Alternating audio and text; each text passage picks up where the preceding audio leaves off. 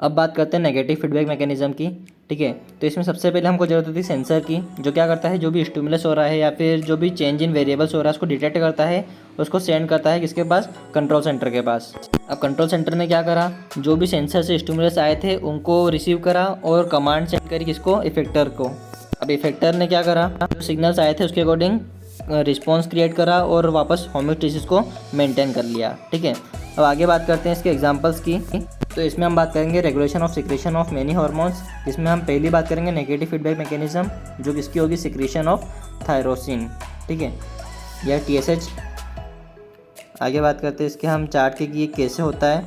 इसमें हमको yellow colour से दिख रहा है नॉर्मल लेवल ऑफ थायरोक्सिन। ठीक है, इसमें दो केस है, पहला इंक्रीज और दूसरा डिक्रीज। तो इंक्रीज वाले केस में बात करते हैं तो थायरोक्सिन का जो सिक्रेशन था कैसा, वो बढ़ गया, तो उसको हमने इनिबिट करा और फिर क्या हो गया, जो सिक्रेशन था वो डिक्रीज हो गया और थायरोक्सिन नॉर्मल लेवल पे आ गया। ठीक है, सेकंड केस में क्या हो रहा है, थायरोक्सिन का सिक्रेशन डिक्रीज हो रहा था तो उसको हमने स्टिमुलेट करके बढ़ा दिया, तो इंक्रीज हो गया और normal level of thyroxine achieve कर लिया। ठीक है, आगे बात करते हैं हम लोग रेगुलेशन ऑफ वाटर बैलेंस की।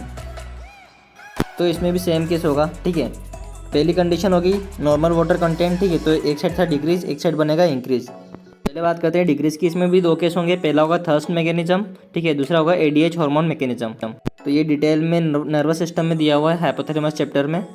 थर्स्ट मैकेनिज्म में क्या होगा कि जब भी वाटर कंटेंट डिक्रीज होगा तो हमें प्यास लगेगी और हम पानी पिएंगे और वाटर लेवल नॉर्मल हो जाएगा। ठीक है, सेकेंड है ADH मैकेनिज्म।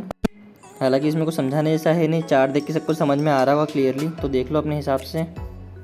ठीक है, आगे बढ़ते हैं पॉजिटिव फीडबैक मैकेनिज्म की तरफ।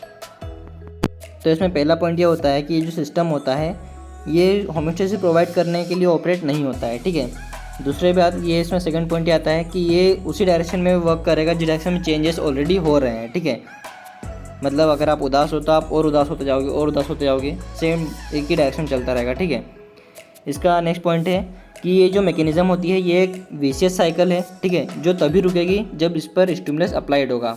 ठीक है, स्टिमुलस किस टाइप से अप्लाइड होगा, ट्रिगर इज विड्रॉन और the process itself is self terminated. Okay, आगे बात करते हैं विशियस साइकिल के बारे में। विशियस साइकिल अभी बताया था, आप फीलिंग सैड, मतलब आपकी सैडनेस की फीलिंग आ रही है। ठीक है, तो लॉस ऑफ इंटरेस्ट मोटिवेशन। ठीक है, फिर इनएक्टिविटी, लॉस ऑफ एनर्जी, फिर फीलिंग ऑफ गिल्ट, वर्थनेस। ठीक है, और स्लीपिंग इश्यूज़ और वापस फीलिंग ऑफ सैडनेस, मतलब एक ही डायरेक्शन में कंटिन्यू चलते रहना, उसको हम बोलते हैं विशियस साइकिल। ठीक है, आगे बात करते हैं इसके एग्जांपल की। तो इसका फर्स्ट एग्जांपल हम लेते हैं कोएगुलेशन ऑफ ब्लड। ठीक है, तो आगे पिक्चर है। तो इसमें क्या हो रहा है, ब्लड वेसल की इंजरी हुई है और ब्लीडिंग कंटिन्यू हो रही है। ठीक है, तो सेकंड पॉइंट क्या है इसमें, formation of prothrombin activator. Prothrombin जो फॉर्मेशन करता है वो एक्टिवेट हो जाएगा। ठीक है, इसके बाद क्या होगा, conversion of prothrombin into thrombin. ये प्रोसेस कंटिन्यू चलती रहेगी, प्रोथ्रोम्बिन बनेगा, फिर वो थ्रोम्बिन में कन्वर्ट होगा, ये कंटिन्यू होता रहेगा। फिर आगे जाके क्या बनेगा, conversion of fibrinogen into fibrin और ब्लीडिंग स्टॉप हो जाएगी। ठीक है, सेकेंड एग्जाम्पल आता है इसका parturition and milk ejection reflex. तो इसमें हम पढ़ने वाले हैं पहले पार्चुरेशन के बारे में।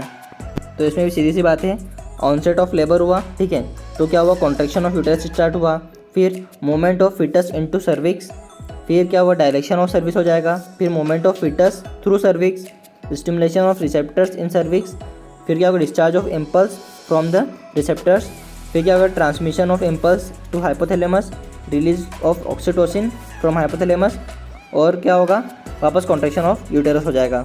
मतलब जो डायरेक्शन, जो काम हो रहा था वो सेम डायरेक्शन चलते रहेगा। कॉन्ट्रैक्शन ऑफ यूटेरस करवाना था तो कंटिन्यू चलता रहेगा। ठीक है, तो यहाँ पर हमारा होम्योस्टेसिस टॉपिक कंप्लीट होता है और यहाँ पर हमारा फर्स्ट लेक्चर भी कंप्लीट होता है। ओके, नेक्स्ट लेक्चर है माइटोकॉन्ड्रिया पर। तो